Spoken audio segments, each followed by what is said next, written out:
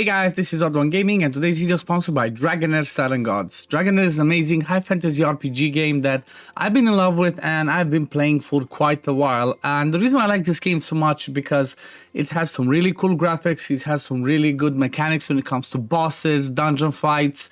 It has a ton of, heroes that we can collect, and it's definitely a game that you want to give a try. So if you want to start playing Dragonheir today, or if you just want to support this channel, there's going to be a link in the description and in the pinned comment of this video that you can click and download the game today. And it's basically on Android devices, iOS devices. It's even available on Mac. It's obviously on PC, and it's on the Epic Games Store. It's on Steam. It's just everywhere. One of the cool things that they're doing right now is that they have a Dungeons and Dragons collaboration going on right now, where you can earn Elminster Omar as a hero and a really cool exclusive artifact that's only going to be available during this event. This a guide to magic by Elminster. These are two really amazing things that, honestly, at least one of them you can easily earn free to play. As long as you start playing the game today. If you start playing up until the 10th of April, you will still be getting this event on your server. Even though it's a new server, you will still be getting this event. 14 days you're gonna have that, and you can do all the challenges, go through the story and whatnot to experience the whole Dungeons and Dragons legends joining Dragonheir.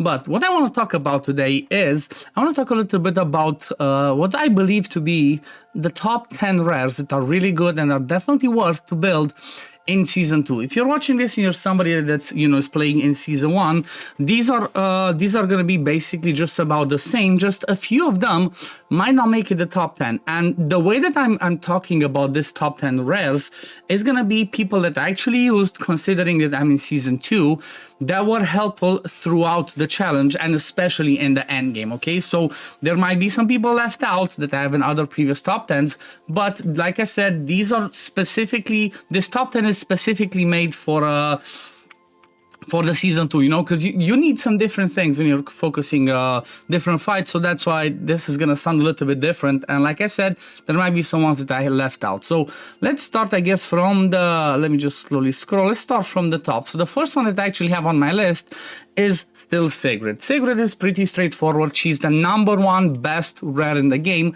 It does not matter if you use her in the endgame fights, to progress during the dungeons, to use her in the goblin farm, anywhere. Sigret is just gonna be amazing because she has an amazing ultimate that can hit everybody as long as they have debuffs. She has a really good battle skill, and she has a really awesome passive that gives her ultimate energy, which means she just comes back to this ultimate again. And honestly, she's the best healing prohibition applied in the whole game. So Sigret always at the top. If you start playing the game today, keep an eye out for her because Sigret is top tier.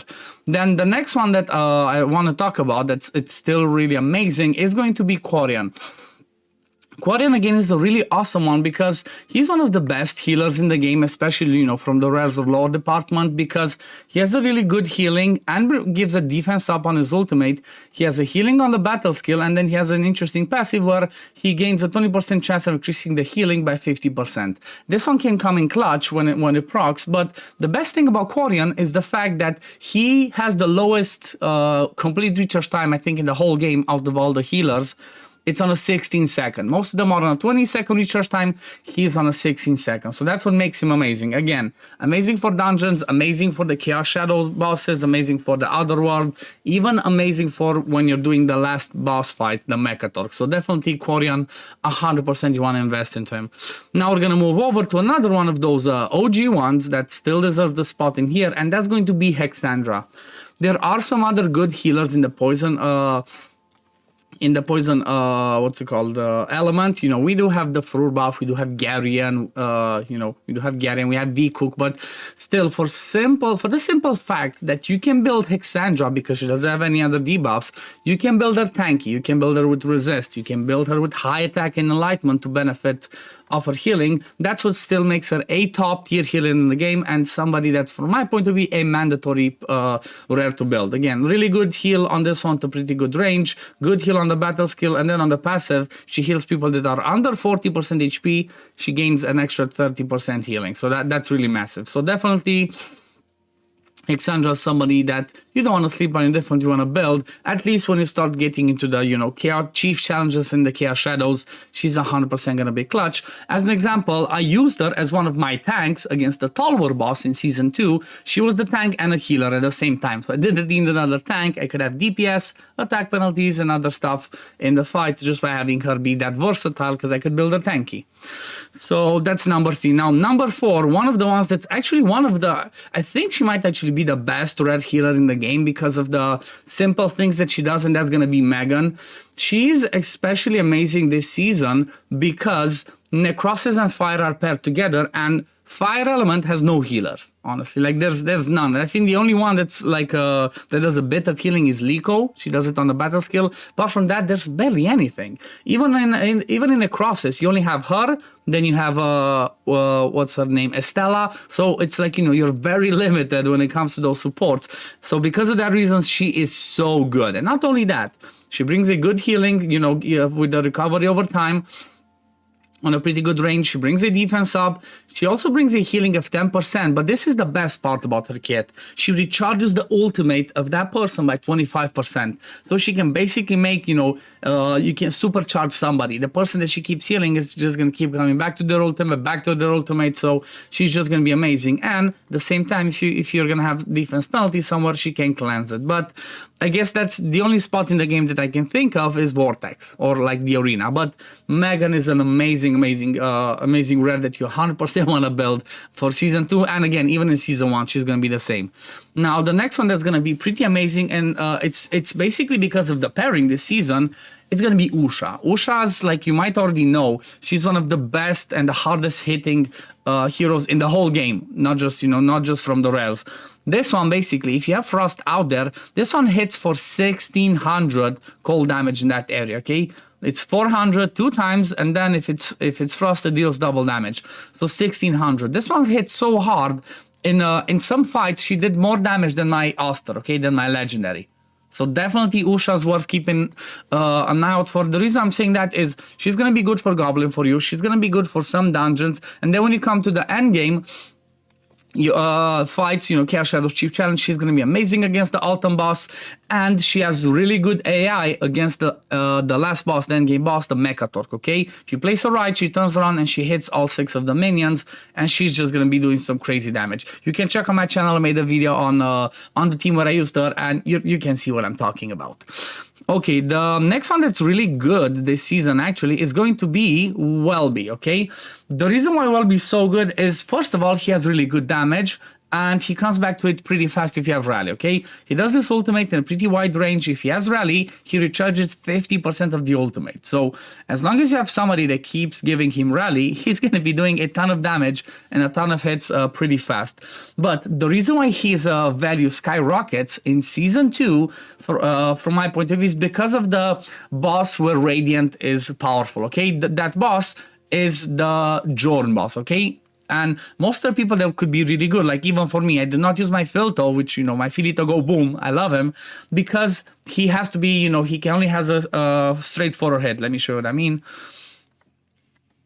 So Filto has this range, okay? But Jordan has the same range, same thing like this. On his battle skin, he does that twice. And obviously, they can hit really hard. So if Filto gets hit by that, you know, after a minute or two, he's dead. So he's not as useful. That's where Wellbe comes in, because you can just place Wellbe somewhere on the side, and you can just keep pumping out damage with his ultimate and the battle skill. But it's mostly about the ultimate. He's cracked. He can do some insane damage. He also has a pretty interesting passive. When gaining Rally, grants 50% attack up to the hero and 1 ally. So, you know, Wellbe 100% somebody you're going to be building in Season 2. Then the next one that we're going to talk about are going to be 2 of the people that were introduced as part of the new damage schools, and I really want to add them in here because of some specific reasons. So let's start with where is he? Let's start with Biggs, okay? The reason why I like Biggs and the reason why Biggs is so good is because, well, he's part of the burn faction, but he does 5 hits on his ultimate. He's a really, really good burn applier and enabler if you do not have the legendaries, okay? If you don't have Carf, it's pretty hard to stack up a ton of burn. So as long as you have Biggs and then you pair him with somebody like an Araches or even like, even with a Lyle, even though Araches is 100% better, you're just going to have an easy burn comp just by using this rare. And if you build him right, just with enlightenment and attack percent, even though, he's just going to be burn applier as it's going to appear, he's going to do a ton of damage because every time those burns tick, he's going to be doing damage. So Biggs 100% worth building if you want to do a burn comp this season. Like, if you want to play with fire for AoE, this is going to be your trick. And like I said, the 5-hitter is amazing, especially if you have Witch's Remain. So Biggs definitely somebody you want to build.